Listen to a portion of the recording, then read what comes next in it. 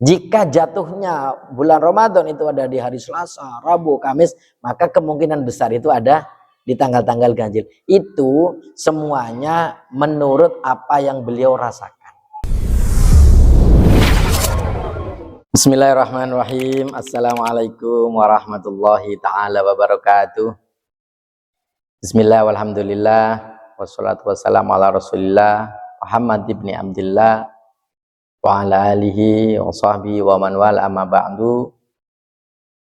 Para alim, para ulama, para ustadz, para hadirin, para pecinta sakinah, sahabat sakinah dimanapun berada, semoga kita selalu diberkahi oleh Allah SWT dalam niat kita, dalam apa yang kita kerjakan, diberkahi juga rizki kita, anak cucu kita, dan apapun yang Allah berikan kepada kita, sehingga kelak bisa menjadi sesuatu yang bisa meringankan dari pertanyaan Allah SWT kelak di akhirat. Dan semoga apa yang Allah berikan kepada kita bisa menjadi perahu, bisa menjadi bekal untuk berjuang di jalan Allah selama kita hidup di dunia ini. Amin amin ya rabbal alamin. Alhamdulillah, pada kesempatan kali ini kita bisa melanjutkan pelajaran hadis kita yang sepertinya sudah agak lama kita tidak ngaji lagi. Karena mengaji itu sangat penting sekali, bukan hanya bagi orang-orang tertentu. Semua manusia harus mengaji, siapapun itu. Orang yang masih merasa bodoh harus lebih banyak lagi membaca.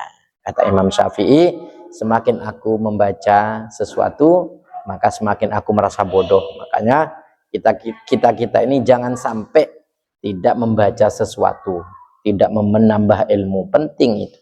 Baik ketika kita masih menjadi santri, kita mulai menjadi pengajar, menjadi lora, menjadi gus, apalagi menjadi kiai, menjadi dai, kita harus selalu menambah ilmu pengetahuan kita supaya kita bisa merawat umat dengan baik. Bukan supaya apa, tidak, tapi supaya kita bisa menjaga umat yang ditinggalkan oleh Rasulullah SAW ini dengan sebaik mungkin. Karena kita ini orang-orang yang menyebarkan ilmu, ini warasatul anbiya, pewaris para nabi. Maka tidak mudah bagi kita ini untuk merasa cukup. Cukupkah aku segini ilmuku? Jangan. Karena ketika kita ini sudah diampu oleh Allah SWT, dikasih amanah untuk merawat umat, maka kita tidak boleh merasa cukup dengan ilmu. Kasihan umat yang dipasrahkan kepada kita jika kita menelantarkan mereka semua. Para hadirin yang diridhoi Allah SWT, kita sore ini akan menambah ilmu hadis yang mana Nabi Muhammad SAW pernah berkata, taharrau lailatul qadri fil witri minal ashril awakhiri min Ramadan. Jadi para ulama itu kebanyakan sudah menentukan. Ada beberapa kitab yang ditulis, baik oleh Imam Syafi'i, baik oleh Imam Ghazali, baik oleh imam-imam yang lain. Beliau itu dengan penelitian beliau yang didasari oleh hadis ini. Jadi hadis ini menjadi dasar bagi penelitian beliau. Beliau itu menentukan dari pengalaman beliau mendapatkan Lailatul Qadar. Jika awal masuk bulan Ramadan itu hari Senin seumpama, maka kemungkinan besar Lailatul Qadar itu akan jatuh pada malam ganjil yang sekian. Jika jatuhnya bulan Ramadan itu ada di hari Selasa, Rabu, Kamis, maka kemungkinan besar itu ada di tanggal-tanggal ganjil. Itu semuanya menurut apa yang beliau rasakan. Seperti itu. Nah, beliau ini berdasarkan hadis ini, taharrau lailatul qadri, carilah Lailatul Qadar itu di malam-malam ganjil di 10 yang terakhir di bulan Ramadan. Nah, maka ini saking pentingnya. Apakah hanya ada di malam-malam ganjil di bulan Ramadan? Tentu tidak. Namanya juga Lailatul Qadar, malam yang tidak pasti. Lailatul Qadar itu ada yang mengatakan malam kepastian, kepastian bahwa rahmat Allah akan turun. Atau malam perkiraan. Lailatul Qadar itu malam perkiraan juga. Tidak ada orang yang tahu, semuanya memperkirakan. Bahkan Nabi Muhammad SAW pernah suatu Ramadan pagi-pagi itu beliau dalam keadaan di wajah beliau yang mulia itu terdapat celot. Apa itu? Terdapat lumpur. Ditanya, ada lumpur apa itu? Saya tadi malam menangis karena tadi malam itu turun Lailatul Qadar, dan itu tidak terjadi di malam 10 malam terakhir, tapi lebih sering. Nah, sekarang persentasinya, Ustaz. Persentasi keseringan, nah itu ada di 10 malam terakhir. Tapi kita selayaknya ya mulai malam pertama sudah melakukan hal-hal yang baik, diniatkan untuk mencari Lailatul Qadar. Jangan-jangan malam pertama sudah turun, malam-malam sisanya kan jadi malam-malam biasa, bukan Lailatul Qadar lagi. Jadi orang mencari ya sudah tidak ada, door prize-nya sudah ada di awal. Setelahnya itu ya hadiah-hadiah yang lain. Jadinya seperti itu. Akan tetapi ada malam yang pahalanya ini sama dengan Lailatul Qadar, dan itu sudah dipastikan oleh Allah SWT.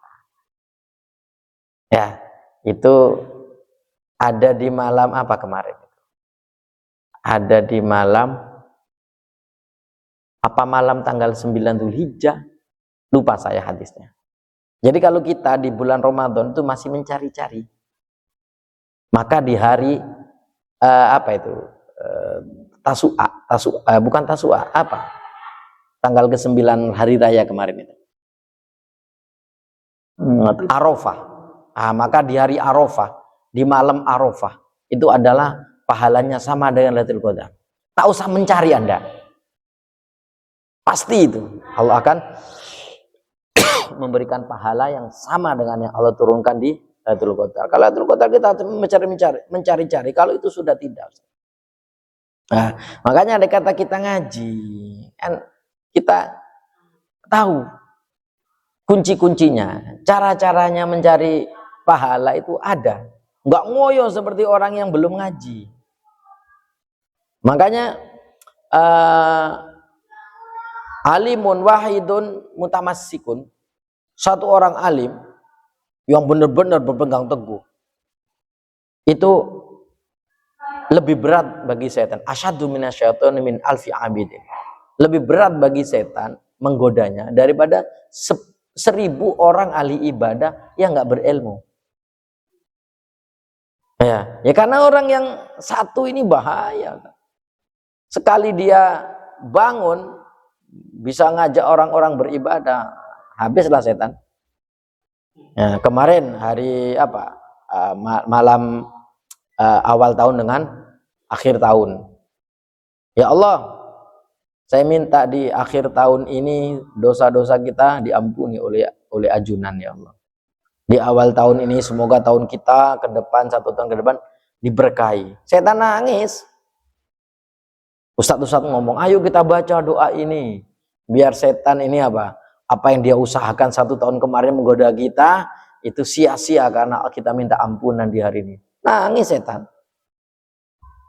Apalagi ketika kita membaca satu doa ini 3 kali, Ustaz. Ketika matahari terbenam dengan ketika sebelum matahari terbit, subuh-subuh itu, setelah sholat subuh. Dibaca 3 kali saja, Ustaz. Itu setan teriak. Bukan cuma 1 tahun yang dia bikin dia sesalkan, tapi sepanjang hidup manusia dia goda dengan segala apapun caranya, oleh Allah dia bikin menyesal. Tahu nggak doanya? Saya kasih tahu sekarang, Ustaz. Ya, biar setan teriak ini, biar setan teriak. Apa? Ya Allah biha, ya Allah biha, ya Allah bihusnil khotimah. Baca 3 kali. Ya Allah, kita minta husnul khotimah. Pagi diminta 3 kali, sore minta 3 kali, sepanjang hidup. Allah yakin saya, Allah pastinya memberikan husnul khotimah. Gimana kalau kita sudah husnul khotimah? Nggak nangis apa setan? Nangis. Falaudillannahum jibilan katsira, katanya janjinya setan, janjinya iblis kepada Nabi Adam, akan aku sesatkan sebagian besar anak cucu Adam supaya dia tidak sendirian di neraka. Ternyata ada umatnya Rasulullah SAW diselamatkan oleh Nabi Muhammad SAW, dikasih kuncinya, salah satunya dengan minta ya Allah biha, ya Allah biha, ya Allah bihusnil khotimah. Selesai sudah setan. Sengkah kok mau goda Ustadz Satiri, cek minta husnul khotimah tiap hari. Goda si lain bayi sih tak minta husnul khotimah. Ternyata Ustadz Satiri memberitahukan, ayo baca ya Allah biha, ya Allah biha, ya Allah bihusnil khotimah 3 kali, sore hari 3 kali pagi hari. Orang membaca, nangis setan, teriak lagi setan. Gitu. Sampai ceritakan kepada teman-teman sampean. Meskipun kalian ini berat untuk wiritan yang aneh-aneh, jangan lupa wiritan ini. Enteng-enteng kan wiritannya, kalau kita tahu. Katanya Rasulullah SAW, man qara'a dubura kulli sholatin. Man qara'a ayatal kursi dubura kulli sholatin lam yamna'hu min dukhulil jannah illal maut. Siapapun yang membaca ayat kursi setiap selesai sholat fardu, jadi jangan ditinggalkan. Seberat-beratnya sampean dalam bekerja, nemu juragan yang killer, telat 1 detik potong gaji. Sholat ini tidak bisa saya sholat kalau wiritan panjang-panjang. Wiritan yang lain zaman tidak sempat baca, jangan sampai zaman tidak membaca ayat kursi setiap selesai sholat. Apa? Lam yamna'hu, tidak ada yang bisa mencegah dia min dukhulil jannah, untuk masuk surga, illal maut, kecuali mati saja yang masih mencegah. Kalau dia sudah mati tidak ada yang mencegah. Seakan-akan berarti orang ini sudah masuk surga, tinggal menunggu mati saja yang menghalangi dia untuk masuk surga. Mati sudah dilewati, surga langsung. Kurang enak apa? Wiritan-wiritan kecil-kecil ini. Apalagi kita membaca yang sudah dikumpulkan oleh imam-imam besar. Kita membaca Wirdul Latif, kita membaca Rotib Al-Hadad, kita membaca Wirdul Nawawi, oh Masya Allah. Sudah Ustaz, sampean yakin dengan apa yang itu semua yang beliau kumpulkan itu ada hadisnya. Cuman kita yang tidak tahu hadisnya. Wis, sampean tidak tahu hadisnya, baca saja, tinggal matengnya saja. Tak usah nyari resepnya, tak usah bikin resepnya, tinggal makan hasilnya. Enak kan? Nah, kadang orang tuh kalau nggak diberitahu apa khasiatnya ini, nggak mau makan, makanya kurang mantap, nggak mau makan, nggak dimakan itu. Mau bikin resep sendiri, mau ngarang, mau mencoba makan sendiri. Sudah yang dikarang oleh ulama-ulama itu kita tinggal baca saja. Wah, Masya Allah. Nah, seperti itu ibadah-ibadah yang seperti itu kan. Kadang kita meremehkan. Ya, hidupnya ruwet. Ya kamu yang bikin ruwet. Ya kan? Iya, yang bikin ruwet itu kita. Kita sholat mau cepet-cepet, baca Quran mau cepet-cepet, wiritan tidak mau, yang dicari dunia. Loh, yang punya dunia kok nggak dirayu, yang punya dunia kok nggak diajak ngobrol lama-lama. Ya kan? Kita sholat tuh ngobrol sama Allah, ayo yang lama-lama, yang santai, yang khusyuk. Kayak kita mau ketemu direktur itu loh, mau ketemu CEO, ya kan? Kita ngobrol sama CEO itu yang lama, yang nyaman, yang enak, fokus kepada satu orang itu. Itu kalau proyek itu dapat, selesai sudah hidup kita. Dapat miliaran sudah selesai, gak kerja lagi habis itu. Ya, ngomong sama CEO terburu-buru, masih memikirkan sesuatu yang lain, proyeknya nggak di-deal, selesai juga hidup kita. Nah, orang itu seperti itu kadang. Terlalu apa? Terlalu memikirkan dunianya, tidak memikirkan siapa yang punya dunia. Seperti kita sholat duha itu. Jangan minta rezekinya. Itu cara kita merayu zat yang memberi rizki. Gitu loh. Dan zat yang memberi rizki tahu rizki apa yang harus diberikan dulu kepada kita. Orang butuh istri kok dikasih uang, percuma kan? Banyak kok orang yang punya banyak uang tapi tidak punya istri. Ya kan? Sudah pasrahkan kepada Allah SWT. Orang yang di rumah sakit yang kaya-kaya itu tidak butuh uang, itu butuh sehat. Dikasih uang sama Allah, tak butuh dia, butuh sehat. Banyak orang kaya-kaya, uangnya banyak, mobilnya banyak, tidak punya anak. Yang ditunggu-tunggu rezekinya yang berupa anak, ya Allah, bukan yang berupa ini. Ya, sudah berarti yang nyampe kepada kita itu yang terbaik, syukuri itu. Ya, saya dikasih miskin tapi anak 7. Loh, anak 7 itu ditunggu-tunggu oleh ribuan pasang suami istri yang pengen mempunyai anak. Ya, kita dikasih anak banyak terus disesali, ya Allah kenapa rizki seret anak kok ngelocor terus. Ya Allah, ya Allah. Saya pernah diceritai oleh salah satu teman saya. Jadi ini ada orang kerja di Saudi sudah bertahun-tahun, Ustaz. Yang lain ini bisa ngumpulin uang banyak, dia enggak. Kerjaannya mungkin nggak begitu bagus. Jadi lama yang kaya. Akhirnya doa, ya Allah saya pengen kaya, ya Allah saya pengen kaya, ya Allah pengen kaya. Sama Allah nggak dikasih kaya, ngotot. Ustaz. Dia itu kan sudah nggak, mungkin Allah sudah menggariskan dia ndak bakat jadi orang kaya. Sudahlah, keadaan seperti itu terbaik buat kamu. Karena ngoyo ke Allah, dikasih kaya. Dengan cara apa? Anaknya ditabrak orang. Diganti rugi, Ustaz.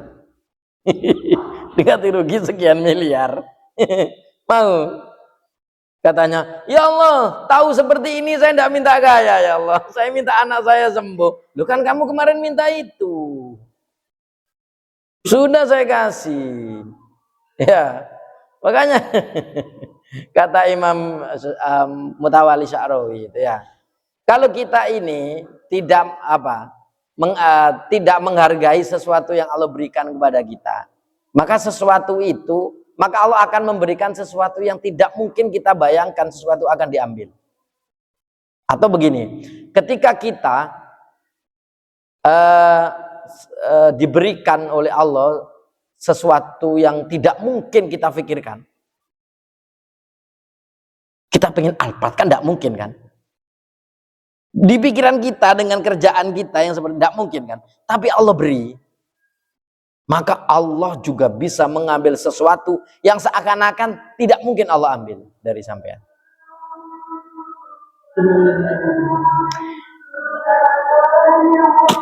Sebagaimana kita ini enggak, dalam pikiran kita kok enggak mungkin kita punya Alphard, kok enggak mungkin kita ini punya perusahaan, tidak mungkin kita bisa haji. Terpikirkan enggak dalam keadaan kita sekarang ini? Tidak terpikirkan. Tapi Allah ternyata memberikan itu. Maka jangan kaget ketika Allah mengambil sesuatu yang sampean yakin Allah tidak akan mengambil itu.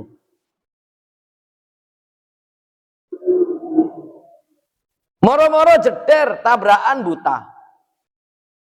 Kan kita tidak pernah terbayangkan bahwa mata kita, penglihatan kita akan diambil oleh Allah Subhanahu wa taala. Makanya ketika kita dikasih sesuatu yang di luar nalar kita, harusnya kita itu menangis, ya Allah, jangan kau ambil sesuatu yang saya tidak bisa memikirkan sesuatu akan diambil. Naudzubillah. Dicoba seperti Nabi Ibrahim, gimana?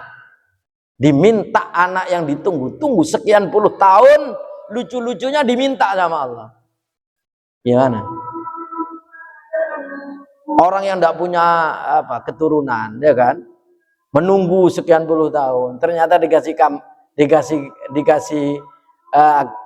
kegembiraan garis 2. Lahir anaknya, dapat 1 tahun, diambil, meninggal. Gimana?